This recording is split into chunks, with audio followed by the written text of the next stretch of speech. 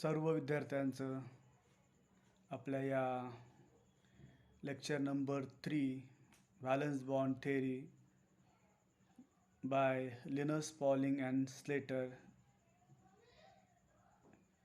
स्वागत आहे. तर आजची ही थेअरी सुरू करण्यापूर्वी मी आपल्यासमोर एक छोटीशी स्टोरी शेअर करणार आहे. दोन मित्र असतात आणि ते कामाच्या शोधात असतात व काम शोधत शोधत त्यांना एका ठिकाणी काम मिळते. काम असे असते की त्यांनी जंगलात जायचे आणि लाकूड तोडून गोळा करून जमा करायचे व त्याचा दररोजचा मोबदला त्यांनी घेऊन जायचा.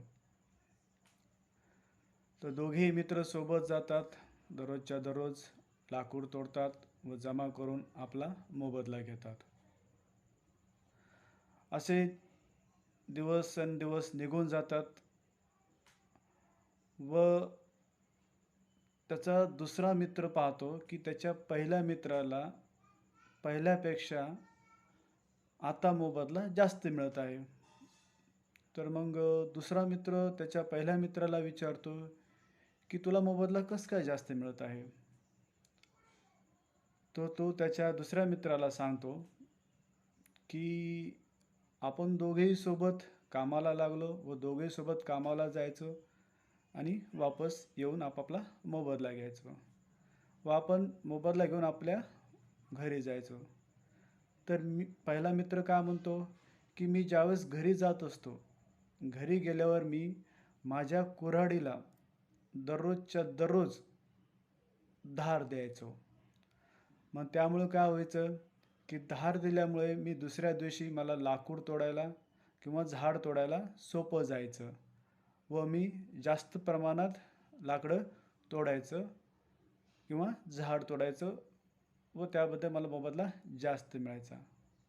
पण तू हे काय करत होता, त्याच्या दुसऱ्या मित्राला सांगायचा की त्याचा दुसरा मित्र काय करायचा की तू घरी गेला की कुऱ्हाड तशीच बाजूला ठेवून द्यायचा, त्याला तू धार देत नसे. यामुळे तुझं काय व्हायचं दुसऱ्या दिवशी की तुला झाड तोडण्यासाठी जास्त मेहनत लागायची व तुझं कमी प्रमाणात लाकूड तोडायची. तर या छोट्याशा कथेवरून सांगण्याचा उद्देश एवढाच की आपण सतत नेहमी आपल्या बुद्धीला धार दिली पाहिजे. जर आपण सतत धार देत राहिलो तर आपल्याला सतत नवीन काहीतरी शिकायला मिळत जाईल.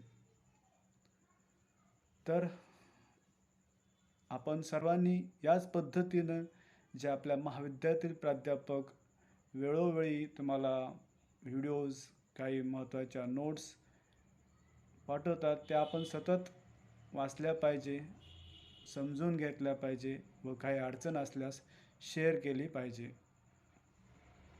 तर आजच्या आपण या lecture number 3 valence bond theory by Linus Pauling and Slater. In a lecture number 2, we have seen that valence bond theory by Hitler and London. That theory which having some important assumptions and some of the limitation. And that theory mainly mentioned that in order to form covalent bond between the molecule, that atom must contain the unpaired electron.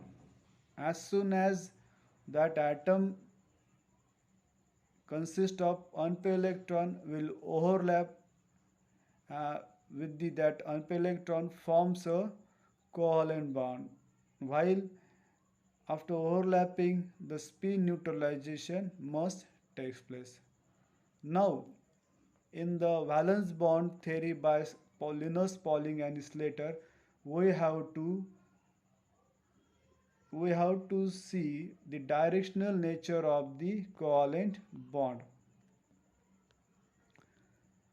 So this theory is the modified form of the valence bond theory and a theory modified by the Pauling and Slater in 1931, which account the directional character of the covalent bond. Now, according to this theory, here the overlapping of pure atomic orbital between which bond being formed. Now, whatever the atomic orbitals use, they are from the same atom of same pure atomic orbitals. Now say in the figure, in the diagram, the formation of S2 molecule. Here both the hydrogen atom having a one unpaired electron each, and that unpaired electron of each atom is present in the 1s atomic orbital. So whatever the covalent bond is formed between that pure atomic orbitals, like 1s of one atom, hydrogen atom, and 1s of the another hydrogen atom, to form the hydrogen molecule. The atomic orbitals of valence shell which have paired electrons do not participate in the overlapping process and does not contribute the bond formation, and such electron pair in the orbital is therefore called a non-bonding electron pair or lone pair of electron. Means की ज्यावेळेस आपण molecule मधले काही covalent bond form करतो आणि अशा काही मॉलिक्यूलमध्ये काही इलेक्ट्रॉन पेअर्स असतात की ते कोव्हॅलेंट बॉन्ड फॉर्मेशनमध्ये पार्टिसिपेट करत नाहीत. अशा पेअर ऑफ इलेक्ट्रॉनला आपण काय म्हणतो? नॉन बॉन्डिंग इलेक्ट्रॉन पेअर और लोन पेअर ऑफ इलेक्ट्रॉन. म्हणजे हे जे non bonding pair of electron किंवा लोन पेअर ऑफ इलेक्ट्रॉन असतात ते बॉन्ड फॉर्मेशनमध्ये पार्टिसिपेट करत नाही. Here in this example, the formation of NH3 molecule. The nitrogen atom in NH3 which have a 3 unpaired electron and 1 paired of electron. As we know, in NH3, nitrogen atom is surrounded by 3 hydrogen atom and nitrogen atom having a 3 unpaired electron. So these 3 unpaired electron of nitrogen atom and 3 unpaired electron of each hydrogen atom overlap and forms a 3 covalent bond in NH3 molecule. Now here the nitrogen atom consists of a pair of electron which will not participate in the bond formation, and such electron pair is called as the non-bonding pair of electron or lone pair of electron. Similarly, in this theory, it indicates that the number of covalent bonds formed by an atom is equal to the number of unpaired electrons in it. Simply it says that whatever the covalent bond form is equal to the number of unpaired electron in it.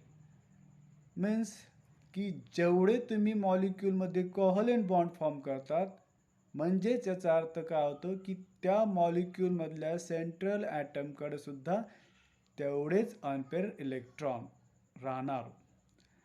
C in this table, like in methane, methane is surrounded by the 4 hydrogen atom.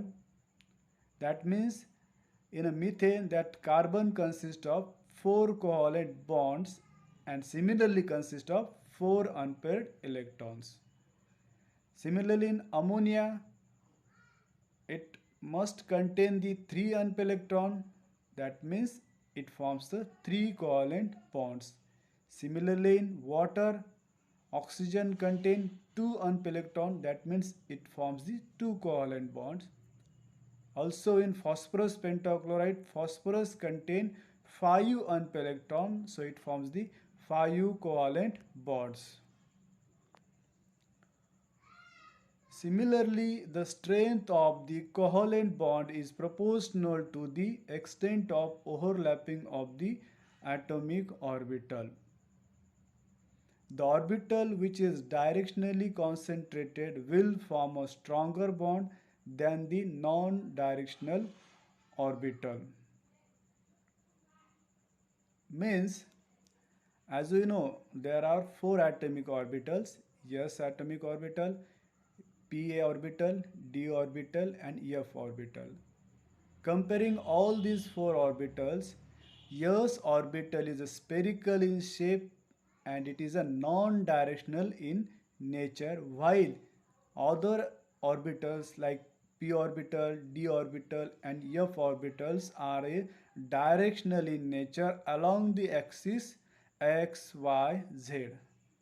So this point indicates that those atomic orbital which are directional in nature will form a strong bond as compared to the non-directional orbital. So here S orbital is non-directional, so it forms the weak bond as compared to the directional orbital like p orbital, d orbital, and f orbital. So in the example, the S orbital does not show the directional preference, whereas the P, D, and F orbital tends to form a bond in the direction of maximum electron density within the orbital. The covalent bond formed by the SS overlap is relatively weak as compared to the SP or PP overlap is relatively stronger because of p orbital directed towards the 3 axis. So this is all about the Pauling-Slater theory, which will mention that whatever the bond is formed in the covalent molecule, the orbital with directional in nature will form a strong bond as compared to the non-directional orbitals. That means SS overlapping is relatively weak as compared to the SP and PP overlap.